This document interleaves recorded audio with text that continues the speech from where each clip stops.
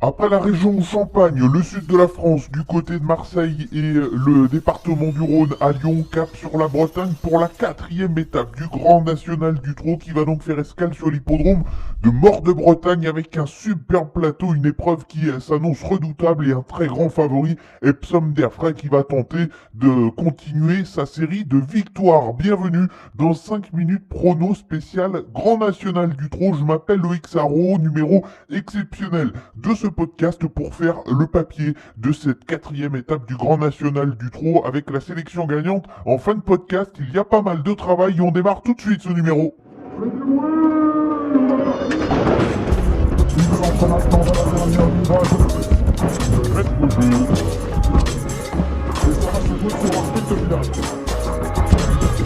Bienvenue vous présente 5 minutes chrono, le podcast de vos paris hippiques.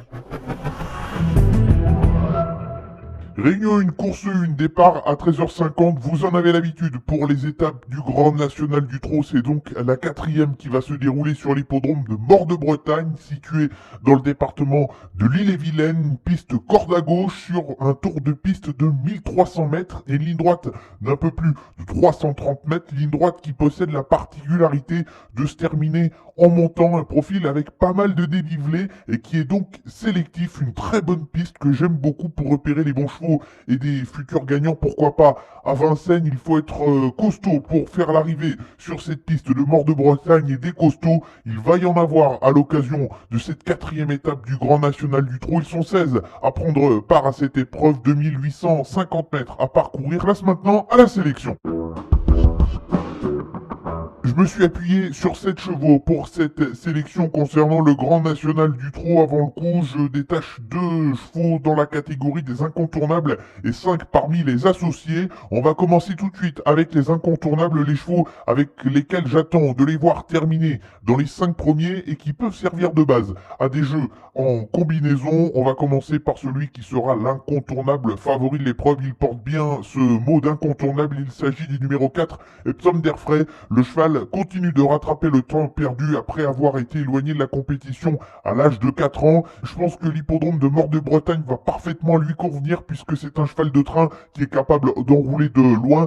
Tout autre résultat que la première ou la deuxième place serait une déception pour lui. Mon deuxième incontournable va s'élancer au premier échelon, ce sera une donnée très importante. On le verra dans la suite de l'analyse, c'est le numéro 7, Forum Mélois. Le cheval découvre un excellent engagement dans cette étape du Grand National du Trot. Il avait longtemps gratté la tête de son entraîneur Pierre Belloche en enchaînant les disqualifications en début de carrière avant de s'assagir progressivement sur ce qu'il a montré le 17 mars dernier à Laval dans une épreuve d'un bon niveau où il se classait 3e derrière Crusoe Danama et Kalina. Il a le niveau pour monter sur l'une des 3 plus hautes marches du podium. Les associés dans l'ordre de mes préférences et on va commencer par le numéro 6, Crack Monest, un cheval qui n'a pas été épargné par les problèmes de santé au cours de sa carrière. Son entourage a fait de cette course un objectif, lui qui commence à revenir au top de sa forme. Certes, il y a quand même du monde face à lui avec notamment Forum Mélois et surtout Epsom d'Airfray, mais c'est un cheval qui possède beaucoup de talent et qui peut tout à fait se mettre en évidence dans une étape comme celle-ci. Le moins riche de la course, le numéro 1, Euro du Chêne, est au top de sa forme, comme l'attestent ses 2 derniers parcours où il vient de s'imposer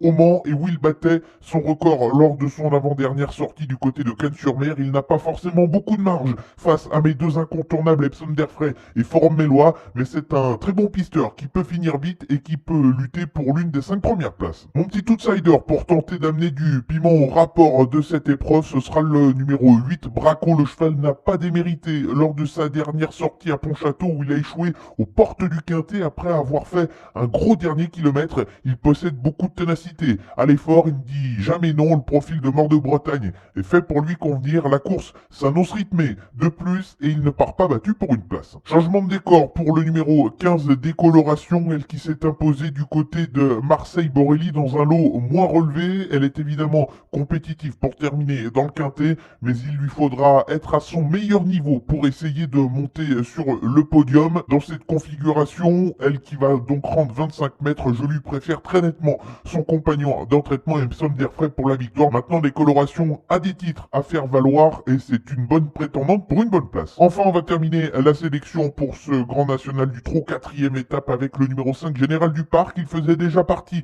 de ma sélection à Marseille. Ça s'est mal passé à Lyon où il était également dans ma sélection. Le cheval n'a pas été des plus à l'aise sur la corde à droite, ce qui explique les raisons de sa faute au dire de son entourage. Il lui faut avoir un parcours plutôt parfait comme le numéro 1 Euroduchesne pour tenter de venir grappiller une place, mais face aux chevaux de classe que sont Sonder Frey, Forum Eloi ou encore le numéro 6 Crack Money, il faut que le parcours se déroule bien.